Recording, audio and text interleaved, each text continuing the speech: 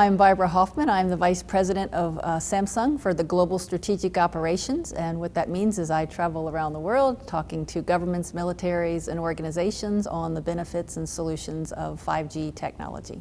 The one key takeaway I would like to leave attendees from this conference with is that they need to continue to do the basics. They need to make sure that they are training their people, they're patching, they're testing, and they are making sure that they are deploying or downloading all of the patches and software to keep their systems current. Cybersecurity within Samsung is quite stringent.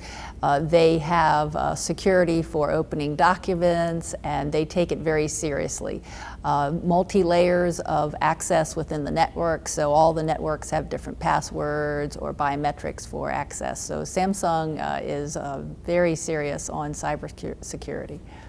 I think the biggest change that citizens and companies are going to see for cybersecurity based on where we were 5 years ago and where we're going in the future is the onset of the 5G technology that's coming. It's going to have instantaneous speeds. It's going to collect information and data from every sensor that it can grab information from. And so for citizens and companies, the ability to collect that data, store that data, secure that data, and then the privacy for citizens of their information that is being collected is really, I believe, key for people to know and understand going forward. I think the cyber hygiene for today is very simple. It's still really the basics.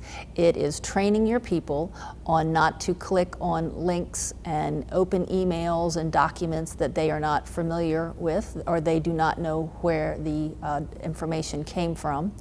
It is making sure that you are conducting continuous training of all employees, and it is ensuring that if there are upgrades or patches that need to be deployed for software, that a company, a human being, a citizen, that they are doing that within the company or on their personal equipment at home.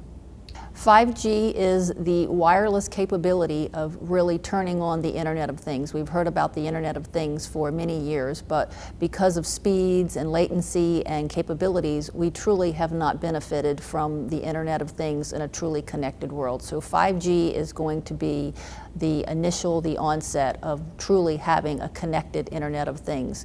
It will allow for all the sensors to start talking, the data to be collected, and it will be collected, and now we have to be more concerned with privacy. So with the great benefits that 5G provides companies and citizens, we also have to understand that it also increases our concern for protection. So we have to really understand the cybersecurity software that we are putting within our networks and our systems for a company or your home computers or your mobile devices as a citizen.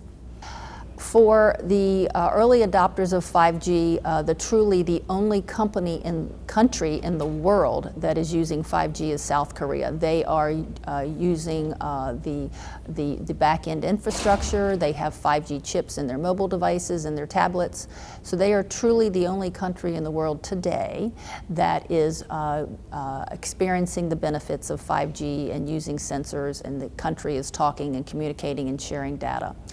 For the deployments that have been done around the world or within the United States, that is pre-5G, and so they're putting in the infrastructure and putting in the processes for 5G, and once the 5G chips are released in the United States, either late this spring or early summer, then they just have to go in and swap out the chips, and so then the United States can then start to be able to truly start using 5G and collecting of information.